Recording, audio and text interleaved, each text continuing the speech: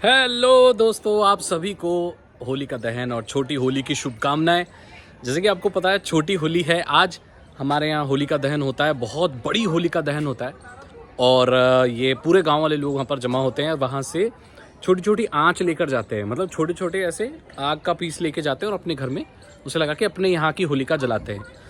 और जो गेहूं की बाली होती है ना, तो मैं अपने यहाँ का बता रहा हूँ मेरे यहाँ कैसे होता है। तो गेहूं की जो बालियाँ होती हैं जो खेत में, उन्हें लेके उनको हल्का सा भून के अपने दोस्तों के यहाँ पर और जहाँ भी जानने वाले वहाँ दे के आते हैं। उनसे नमस्ते, हाय, हेलो, आशीर्वाद, पैर छूना, वो सब करके आते हैं।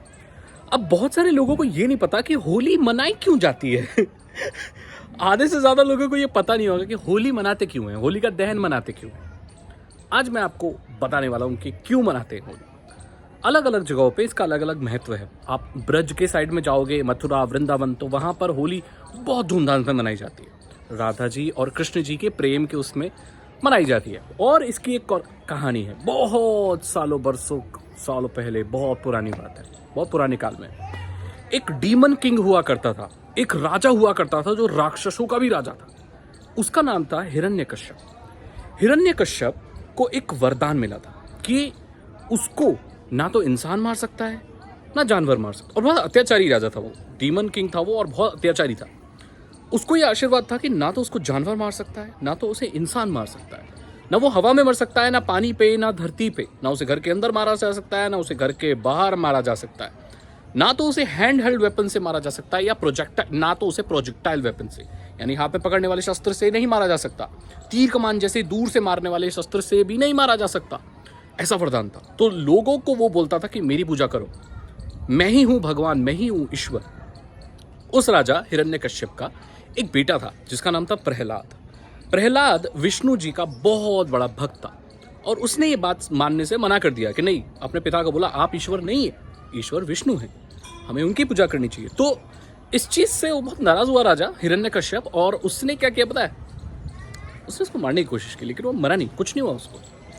तो फिर क्या हुआ कि नरसिम्हा रूप लिया विष्णु जी ने। मतलब वो आधे शेर थे वो, और आधे वो इंसान थे।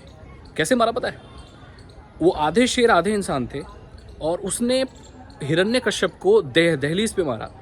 ना तो वो घर के अंदर थे ना तो बाहर थे, बीच दरवाजे पे। और उसको एक और वरदान था कि वो ना तो दिन में मर सकता है ना रात में, तो संध्या के वक्त मारा था। और उसको ना तो फेंकने वाले से ना हाथ वाले वेपन से, उसको नाखून से फाड़ दिया था। तो ये ऐसी ट्रिकरी करके या ऐसे मतलब एक अलग रचा के नरसिम्हा अवतार विष्णु जी के, उन्होंने फिर हिरण्यकश्यप की हत्या की। इस चीज से भी मनाया जाता है। और पता है एक राक्षसनी भी थी, हिरण्यकश्यप की बहन थी, जो कि प्रहलाद की आंटी हुई है ना, उसकी बुआ हुई या जो भी आंटी हुई। उसने भी प्रहलाद को मारने की कोशिश की। तो वो क्या है, आग में लेकर बैठ गई थी। उसके पास एक ऐसा चोंगा था जो जल नहीं सकता था। तो जो प्रहलाद को आग में लेके बैठ गई, तो वो तो नहीं जल सकती थी, लेकिन प्रहलाद तो जल सकता था। प्रहलाद जला नहीं, उसको विष्णु जी ने बचा लिया। लेकिन उसका जो चोंगा है वो हट गया, और उसकी जो बहन थी हिरण्यकश्यप की, वो मर गई, वो जल गई। इसीलिए होली का दहन होता है। बुराई के ऊपर अच्छाई की जीत का ही प्रतीक है ये, और यही कहानी है कि होली क्यों मनाई जाती है। भारत के अलग अलग प्रांत में इसका अलग अलग महत्व, अलग अलग कहानियां हैं जिसके हिसाब से ये मनाई जाती है। लेकिन कुल मिलाकर देखा जाए तो इसका पूरा एसेंस, जो समरी है, वो यही मिलती है। इसीलिए इसी खुशी में रंग लगाते हैं लोग, खेलते हैं। अब भारत में अलग अलग प्रांत में अलग अलग तरह की होली होती है। लठ मार होली होती है, फिर हमारे यहाँ तो ऐसे गिरा देते मिट्टी में, वो सब होती है।